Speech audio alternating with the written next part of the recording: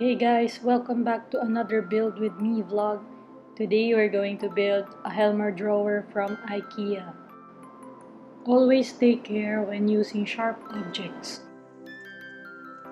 In this package we have the body, the legs, 6 drawers, the manual, and some casters. Ginamit ko yung box niya to protect the floor and also the drawer body. First, we put the drawer slides.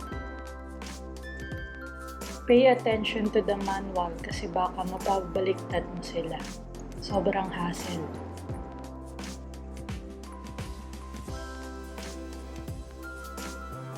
Next, we put the feet. Dapat mag-click siya.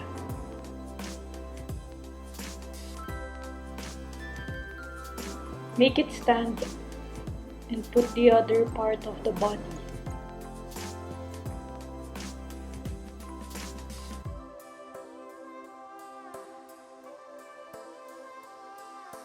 Put the back part.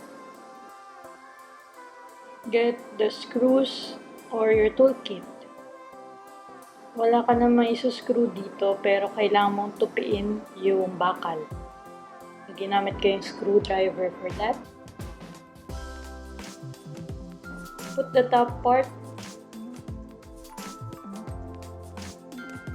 Make sure it locks.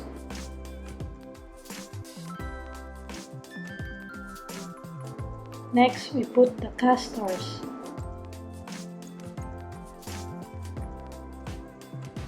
Dito tayo gagamit ng screws. Put the wheels.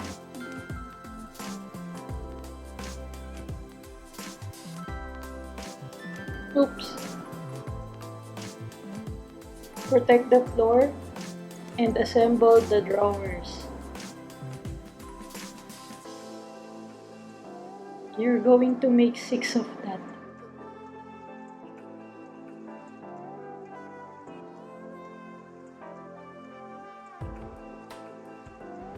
Hold the metal locks again using your screwdriver.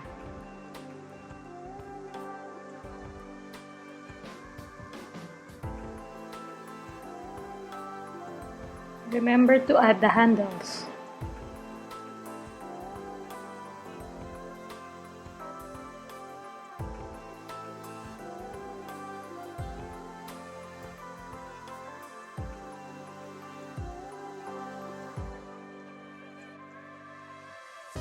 And we're done!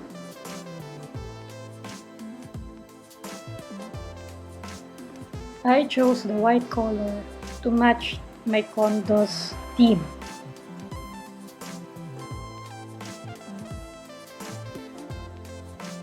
Buy this if you want to save space. Thank you, Connor Furniture.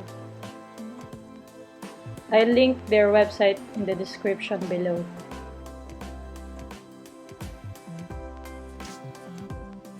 Thanks for watching. See you in my next vlog.